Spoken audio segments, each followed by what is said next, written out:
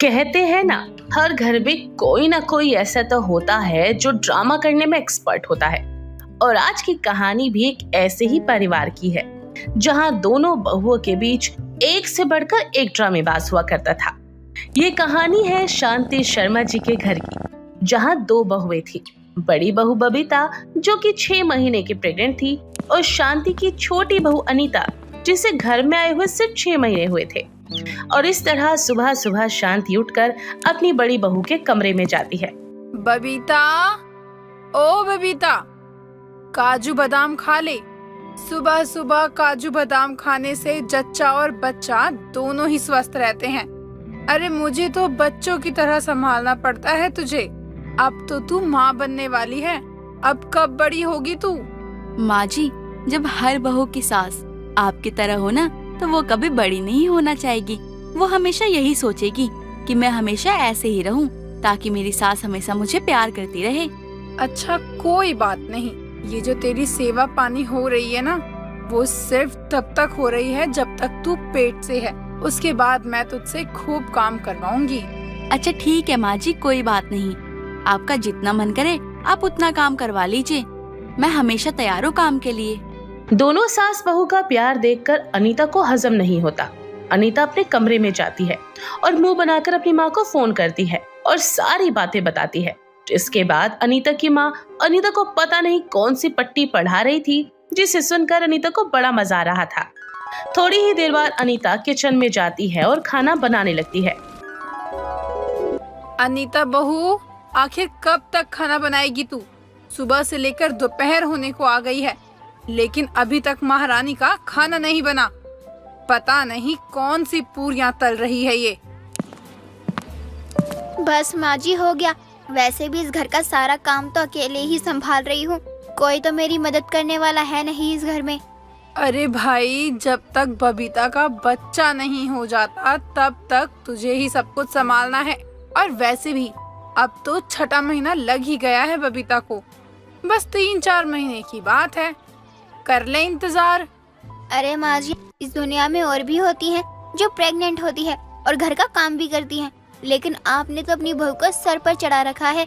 अरे भाई, क्योंकि इस घर में छोटी बहू जो आ गई है इस घर की नौकरानी बनने के लिए। कुछ ज्यादा ही कैंची की तरह जुबान चल रही है तेरी।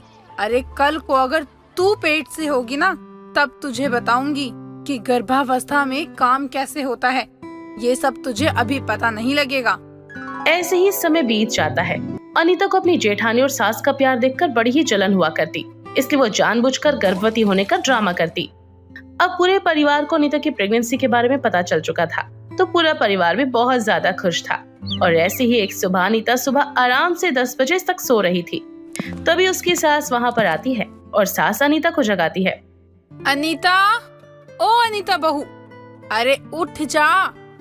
अभी तो तेरे गर्भावस्था का शुरुआती महीना चल रहा है, और अगर अभी से तेरी ऐसी हालत हो गई तो ना जाने आगे क्या ही होगा तेरा। माँ जी, पता नहीं क्या हो गया है। इस प्रेगनेंसी में मेरी तबीयत बार बार खराब क्यों हो रही है। मुझे तो कुछ भी करने का मन नहीं कर रहा है। अच्छा, कोई बात नहीं, तू आराम कर। अगर तेरी तबीयत ठीक नहीं है तो कोई तुझे काम करने को नहीं बोलेगा। ऐसा इन दिनों होता रहता है। अब भला सास को क्या पता था कि बहू तो प्रेगनेंसी का नाटक कर रही है, क्योंकि उसे तो बस काम से छुटकारा चाहिए था। ऐसे ही कुछ महीने और गुजर जाते हैं। देखते ही देखते बबीता का 9वां महीना भी लग जाता है और बबीता एक सुंदर सी बेटी को जन्म दे देती है। लेकिन सास को अपनी छोटी बहू अनीता पर शक होने लगा था, क्योंकि अब सुनीता को 4-5 महीने लग चुके थे, लेकिन अब तक उसका पेट बाहर नहीं आता। ये देखकर सास सोच में पड़ जाती है। मुझे अनीता पर शक क्यों हो रहा है? जब उसने मुझे बताया था कि वो प्रेग्नेंट है, तब उसका 2रा महीना चल रहा था। उस हिसाब से अगर देखा जाए तो अनीता का अब 4था या 5वां महीना लग जाना चाहिए, पर अभी तक इसका पेट बाहर नहीं आया।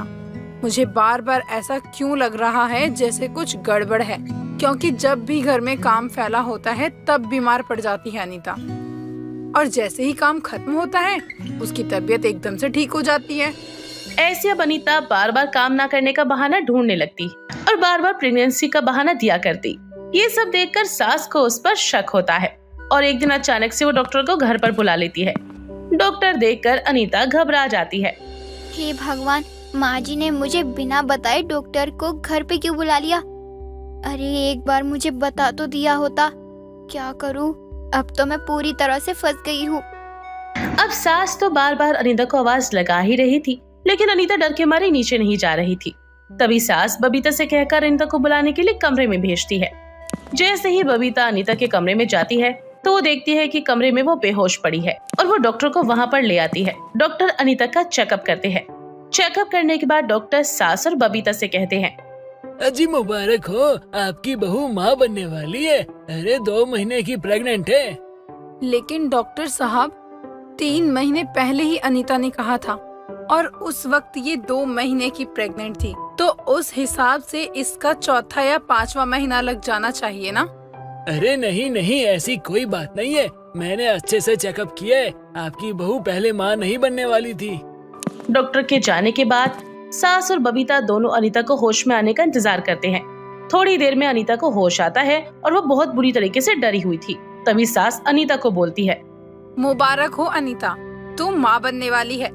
ये सुनकर अनीता थोड़ी सी हैरान हो जाती है और डर के मारे उसके पसीने छूटने लगते हैं। तभी सास और बबीता अनीता से कहते हैं, अनीता, अब तुझे किसी भी चीज की कोई चिंता करने की जरूरत नहीं है।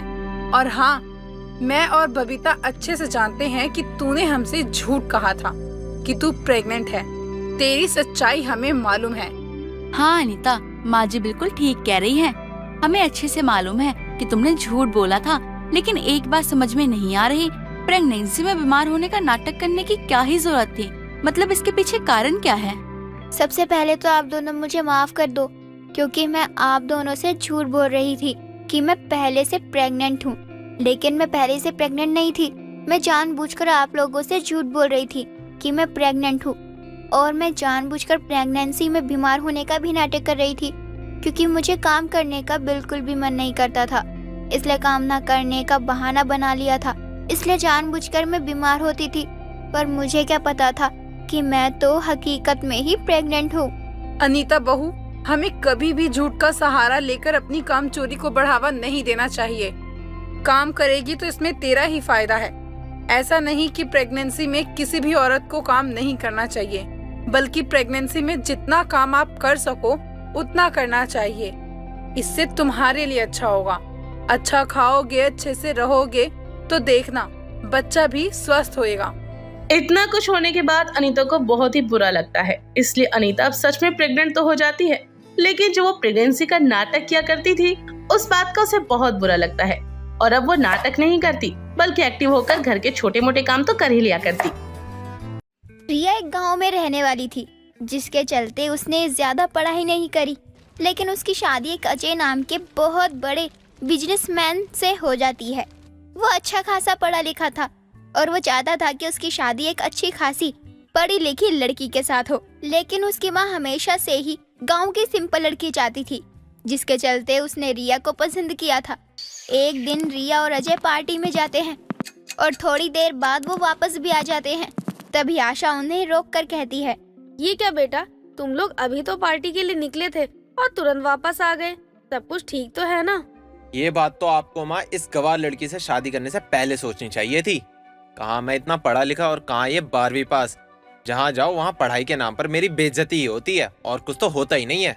बेटा ऐसा क्यों बोल रहा है? पार्टी में खाने पीने की जगह क्या बहू का सर्टिफिकेट मांगने लगे थे सब लोग, जो तू इतना भड़क रहा है?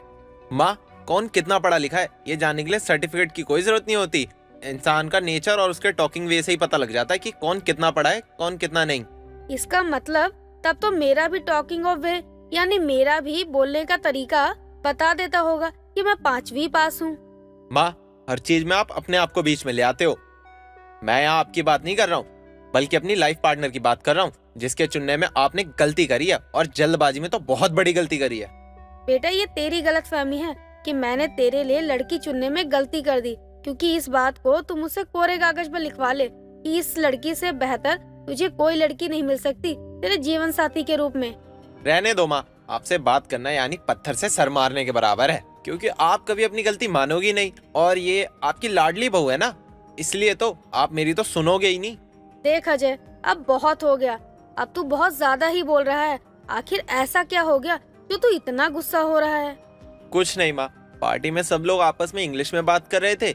जैसे ही मेरे एक दोस्त ने इंग्लिश में रिया से कुछ पूछा तो ये उसका जवाब नहीं दे पाई, बल्कि राजा हरिश्चंद्र की तरह सबको बताते फिर रही है कि मैं तो बस 12वीं पास हूँ और इसको इंग्लिश बोलना आता ही नहीं है। इसी बात पर सभी लोगों ने मेरा बहुत मजाक उड़ाया। और आप ही बताओ माँ, इसी वजह से मुझे जल्दी वापस आना पड़ा। बेटा, तो तुझे उन्हें जवाब देना चाहिए। बहू को ऐसे चोरी चुपके घर लेकर नहीं आना चाहिए। ऐसा करके तूने उन लोगों के सामने अपनी पत्नी की बेइज्जती की है। और इसने जो सबके सामने अपना मुंह खोलकर मेरी बेइज्जती करी, उसका क्या करूं मैं? आप दोनों सास बहू ने तो मेरा जीना ही हराम कर रखा है। मन तो करता है कि यहाँ से बहुत दूर चले जाऊं आप दोनों को छोड़कर। अजय इतना कहकर गुस्से में वहाँ से चला जाता है।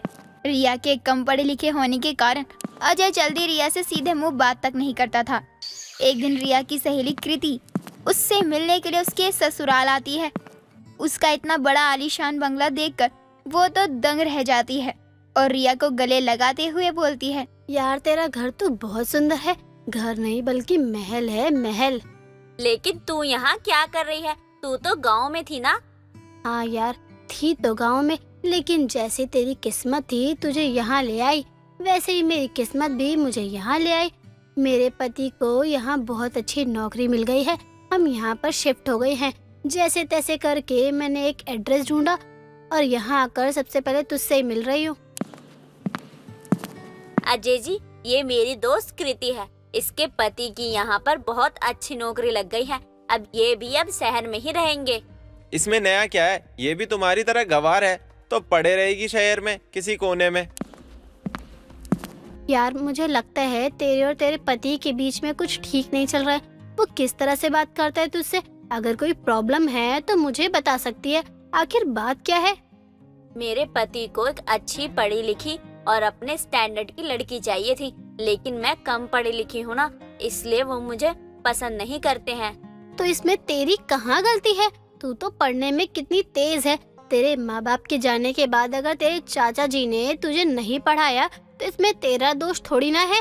और अगर तेरे पति को तेरे कम पढ़े लिखे होने से इतनी ही तकलीफ है तो तुझे कॉलेज में पढ़ाई लिखाई वापस से शुरू क्यों नहीं करवा देता है वो? मैं जानती हूँ, लेकिन अगर मैं अब कॉलेज जाऊंगी तो इनको लगेगा कि मैं इनका स्टैंडर्ड और ज्यादा गिरा रही हूँ। और वैसे भी मेरी सासू माँ को ज्यादा पढ़ी लिखी लड़की नहीं चाहिए थी। उन्हें लगता था कि ज्यादा पढ़ी लिखी लड़की अगर घर में आ जाएगी तो घर संभालने की जगह घर को तोड़ देगी। कब तक तू दूसरों के बारे में सोचती रहेगी? कभी तो अपने बारे में सोच। पति की बात मानती है तो सास दुखी है, सास की बात मानती है तो पति दुखी है। तू तो पढ़ाई में कितनी अच्छी है। तू तो सरकारी नौकरी की तैयारी भी कर रही थी, लेकिन सब कुछ तेरे चाचा जी ने खराब कर दिया। खैर, तेरी लाइफ है, मैं क्या ही बोल सकती हूँ। बस इतना ही कहूँगी कि अपने ससुराल वालों को असलियत बता दे। रिया और उसकी सहेली की सारी बातें उसकी सास आशा सुन लेती है और उसके जाने के बाद वो अपनी बहू के पास आती है और बोलती है, मुझे माफ कर दे बहू। मुझे नहीं पता था कि तूने मेरे कारण अपने पढ़ाई के अरमानों को दबा के रखा हुआ था और रोज अपने पति से अपनी बेइज्जती करवाती है। अब किसी को बुरा लगे या अच्छा, लेकिन मैं आगे तुझे पढ़ाऊंगी। आशा अगले दिन एक प्रोफेसर को कॉल करती है जो कि उसके पति का बहुत अच्छा दोस्त था और रिया का एडमिशन कॉलेज में करवा देती है, जिसके बाद रिया रोज कॉलेज जाना शुरू कर देती है। साथ ही ऑनलाइन इंग्लिश की क्लासेस भी लेती है ताकि वो अपने पति के स्टैंडर्ड की हो सके। लेकिन अजय इस बात से अनजान था। एक दिन वो अपने दोस्त के भाई को अपनी बीवी रिया के साथ देख लेता है और उसके जाने के बाद उसके पास आता है और बोलता है, तेरे साथ वो लड़की कौन थी? क्या तू उसे जानता है? हाँ भाई, जानता हूँ। ये मेरे साथ ही कॉलेज में पढ़ती है, मेरी क्लासमेट है। अभी कुछ ही दिन पहले इसने एडमिशन करवाया है। नेचर वाइज से बहुत अच्छी है। देख भाई, मैं तो बस तुझे इतना ही कहूंगा कि तू इस लड़की से दूर रह। लेकिन क्यों भाई? अगर मैं इस लड़की के करीब जाता हूँ तो आपको क्यों दिक्कत हो रही है? दिक्कत तो उसके पति को होनी चाहिए ना। मैं ही हूँ उसका पति। आगे से तू अगर उसके आसपास भी दिखाई दिया ना, मुझसे बुरा कोई नहीं होगा। निकल यहाँ से। अजय इतना कहकर गुस्से में घर जाता है और अपनी माँ और पत्नी को बुलाकर बोलता है, माँ, आपको पता है आपकी ये बहू रानी कॉलेज जाने वाली बहू है। आजकल ये आपसे चोरी छुप के कॉलेज जा रही है। जरा इनसे पूछिए कि इस उम्र में कॉलेज जाने की जरूरत क्या पड़ गई? इन्हें किसने कहा था? बहू को कॉलेज जाने के लिए मैंने ही कहा है। यहाँ तक कि इसका कॉलेज में एडमिशन भी मैंने ही करवाया है। माँ, अब क्या कह रही हैं? अभी मेरे दोस्तों ने कम बेइज्जती करी थी क्या, जो आप और करवाने में लगी हुई हो? देख बेटा, वैसे भी बहू के साथ उसके जीवन में कुछ भी अच्छा नहीं हुआ है। उसकी पढ़ाई को फिर से रोक कर उसके साथ दोबारा वही मत कर जो उसके साथ पहले हुआ है। माँ, मैं कुछ समझा नहीं। आप कहना क्या चाहती हो? आपको अच्छा लगेगा क्या कि जब लोग आपको ये बोलकर चिढ़ाएंगे कि इस उम्र में आपकी बहू कॉलेज जा रही है? जिसको नहीं भी पता होगा ना, उसको भी पता लग जाएगा कि आपकी बहू कम पढ़ी लिखी है। मुझे लोगों की बातों से कोई फर्क नहीं पड़ता। मुझे बस अपनी बहू की खुशी से फर्क पड़ता है। उसे पढ़ाई का शौक है और मैं उसे जरूर पढ़ाऊंगी और कॉलेज भी जरूर भेजूंगी। माँ, अगर इसे पढ़ाई करने की इच्छा होती तो वह 12वीं पास करने के बाद घर में नहीं बैठी होती, बल्कि आगे कॉलेज की पढ़ाई पूरी करती, जो आप इसे अब इस उम्र में जबरदस्ती करवा रही हैं। ये सब झूठ है। तुझे इसकी पढ़ाई रुकने के पीछे की सच्चाई नहीं पता, इसीलिए तू ऐसा बोल रहा है। अच्छा, तो बताइए क्या है सच? क्यों उसने अपनी कॉलेज की पढ़ाई पूरी नहीं की? अजय के पूछने पर आशा उसे सारी सच्चाई बताती है कि किस कारण रिया की पढ़ाई को बीच में रोक दिया गया। ये सुनकर अजय को बहुत बुरा लगता है और उसे अपने बर्ताव पर बहुत ही ज्यादा शर्मिंदगी भी महसूस होती है। और उस दिन के बाद से वो रिया को कभी भी कॉलेज जाने से नहीं रोकता है, बल्कि उसकी आगे की पढ़ाई करवाने में उसका साथ देता है।